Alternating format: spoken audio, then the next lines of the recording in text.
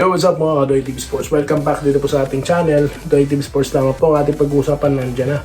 Pero magpapasalamat muna ako sa ating mga minamahal na followers and subscribers na lagi po nakalike dito sa ating video, no? Okay, salamat po. At ganoon din po sa ating mga hindi pa followers dyan, no? Baka po nagkakalimutan tayo. Like and follow na po mga boss. Salamat po sa inyo lahat. Alright, so usapan po muna tayong NBA, okay? Nakahirit po ang San Antonio Spurs. Tinalo po nila ang New York Knicks sa mismo home court po nila. Okay? At mahigpit po ang security na doon pala ang presidente ng Amerika. Okay? At tulad po ng sinabi natin, pagka si Fox, ng malaking factor po ito dito sa Spurs, pag ito gumana, talaga may hirapan po ang New York dito sa Spurs. Okay. Plus, well-defended po ni Wemby yung shaded area, di ba? Kaya nakikita nyo, nag-hesitate sila Halata sa mga tira nila na may pagkakalinlangan pag nandun si Wemby. Pagka wala, talagang lulusubin nila yan. At nakita nyo po ba ang sagutan ng magkababayan na si Dylan Harper at si Jordan Clarkson? Dumarive si Harper, dumarive din itong si Clarkson, no? Ang gandang sagutan yan, no? Okay. At yun na nga, si Anunoby po ang tumulong dito kay Bronson, pero malupit po ang depensa rin kay Bronson. Kaya San Antonio ang nanalo dito. Okay, sa game 4 po, aabangan kung ang San Antonio ba gagawin ang ginawa sa kanila ng New York na dinalawahan sa home court, or makakaisa dito ang New York at pakakabahin ang mga taga San Antonio. Okay, so yan po ang ating NBA topic. Dito naman tayo sa kabila na nagpa-finals din ng Barangay Ginebra. Okay, nabanggit ko po sa sa ating thumbnail na Thompson, siya na po ba former face of Ginebra? Okay, yan ang magandang usapan dito di po ba? Former face of Ginebra? Ibig sabihin, pinalitan na siya. Sino po ba ang pwede nating isipin yan? Ito yung rising star, na becoming superstar na rin ito. At incoming best player of the conference, Ron J. Barrientos. Okay, so nung game 3 nga po, Thompson reminded nung mga haters, okay, na nandyan pa rin siya. At sabi ko nga, he is not missing sa serye. Hindi. Kaya nga po ang Ginebra nagpapanalo dahil nandyan po si Thompson.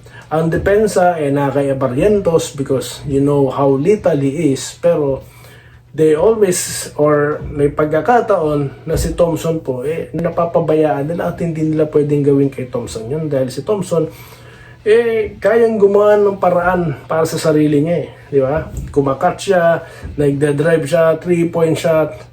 So he's still dangerous, okay? At it's too early to tell na hindi na po siya ang face ng Ginebra. He is what? 50 greatest player po yan, So kaya hindi po basta-basta, natin siyang aalisin. Kung para na po sa akin, na fan, hindi ko po basta-basta aalisin si Thompson diyan. Dahil yan na nga bumabalik siya at nag-giveaway po siya sa katulad po ni Barrientos. Para po siyang Stephen Curry when it comes sa pagbibigay po ng puwang, or ng spotlight para po sa kupunan. Pansin niyo po ba yon? Okay, ang sinasabi kong Steph Curry natin si Barrientos. Pero pagdating naman po sa leadership, di mo ba? Stephen Curry din po ito si Thompson. Dahil tignan nyo, he let RJ share the ball. Di po ba? He shared the ball to RJ. Primary point guard natin si Thompson, tapos ngayon si RJ.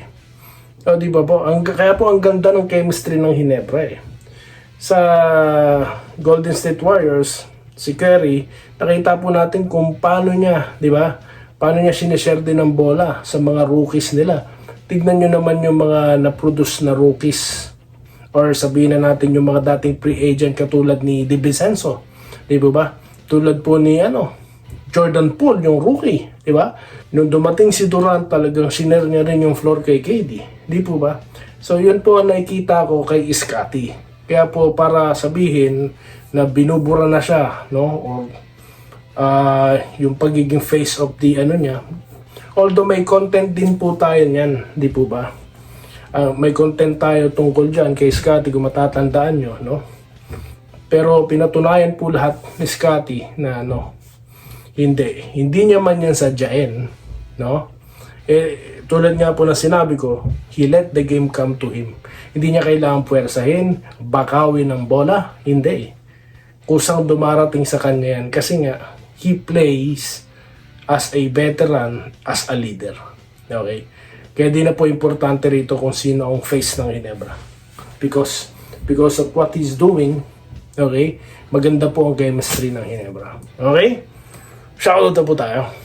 Ayan, ang ating pong pagkokomentan is yung content po na aking in-upload, no? Kanina lang. Okay, yan po ang ating Game 4 Finals Preview. Okay, so yan po, ayan, may mga bago tayo. Tulad po ni Edgardo Fernandez, Holt tuloy ang pananalasa sa 3. RJ Scotty, Justin Troy Defense is the key. Guys, go Ginebra. Shoutout po kay Edgardo Fernandez. Tagasan po kayo, sir? Ha? Tagasan po kayo? Ricardo Cabato, good day, Idol Doy. Shoutout sa lahat ng Ginebra fans. Good luck sa Game 4. Shoutout po sa lahat. Okay. Vincent Nama, good day. Kabayan Doy. Go Ginebra, tama na yung isang panalo nila. Lagonoy, good day, Doy TV Sports. Ayan na, Game 4 na. Siguradong kukunin yan ng Ginebra. Panalo upang makauus tayo sa serie ng finals. Kaya, God bless. Okay, maganda po, no? Pero ang panalangin po na sa akin po, ang sinishare ko lang, no? Kung ako po'y manalangin, sa kapakanan po, safety ng mga players. Lalo na po, yung alam naman po natin may mga nangyayari pong mga sakunan na di naman po sana at dapat pong mangyari sa kanila, no? Yun po ang gusto kong i-share sa inyo kung ako po'y mananalangin. Ano po? Okay, dito tayo ha, kay Wenceslao Hapon. Nag-good day, good luck sa barangay bukas. Benjamin Apayan. Sana magtuloy-tuloy na magandang laro ni Holt. Tinapik po natin siya kanina. I mean, dyan po sa pinag-commentan nyo ha. Wish ko makuha ang panalo sa Game 4 bukas. Robert Kebiab, nag-go NSD. Tessie Salon, God bless. Jinging.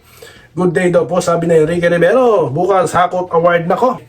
Dito tayo ha, kay Nora Noya at kay Ma'am Irene Quiles na nagbabalik po sa ating comment section. Kay Sir Christian Arahan, sa ating mga members po rito ha, maraming salamat po sa ating mga magigiting na members. May nagtanong po sa atin, magbayad po ba ang members? Meron po, no?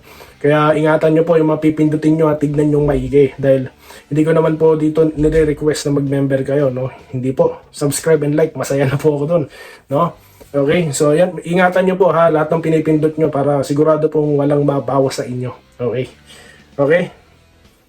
Leo Duran, Sir Doy, talagang nasa Alaska pa si team ko. Lagi na ako nakabang sa team niya tuwing may laban sila. Leo Duran ng Laurel, Batangas. Si Sir Haro or Hara, shoutout sa'yo, Sir ha. Sa taga-Bataan yun. Okay, Sir.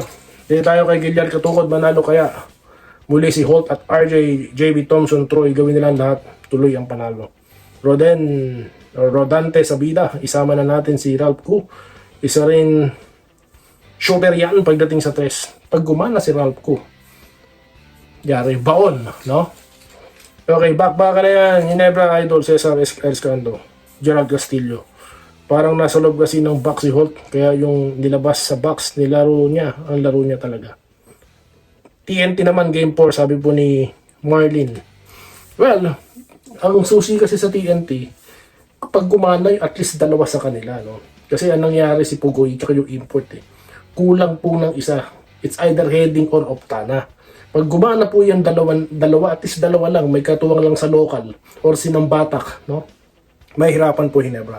Yung mga tikada po ng batak, minsan mahirap pigilan yun Dahil parang si Paul Lee ito kung saan to bumibitaw Pag yan, alam ng TNT yan, no?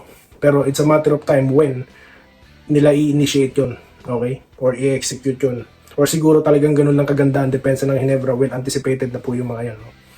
Teodoro Rico Villorta, nagpapashoutout from Cavite. Good luck daw po Ginebra. Original na bangkero si Scotty pa rin. Kahit RJ ang susi ng panalo pagdating. Okay, Joel Bendino, grabe ka magpaliwanag doy, napakalinaw. Yung mga fake news, mag-vlog pa rin kayo ng Salamat po sir kay Sir Joel Lobentino. Kapag hinayaan ni CTC si Holt na laruin yung laro niya, siguradong puputok ulit. Yes! No? Kaya po nakita natin siya nagpababa ng bola eh. Kasi nung pinabayaan na si Abarrientos siyang nagbaba ng bola, di ba? Nagkaroon ng kumpiyansa. So yun ang kailangan ni Holt.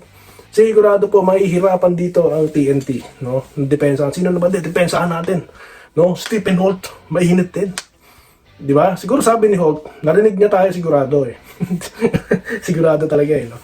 Now, what I mean is that kasi pag hawak ni Gray ang bola, ibibitaw niya eh, no hesitation eh. Siguro naisip niya rin yun, bakit siya lisensyado? Bakit ako pasa ng pasa? Siguro ganon. Siguro may realization siyang ganon. Bitawan mo, no?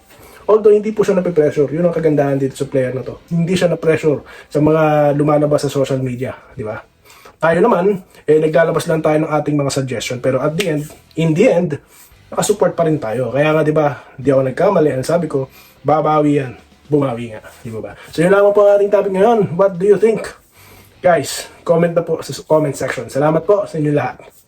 Salamat po sa panonood. Subscribe na para sa mga susunod na basketball at boxing videos.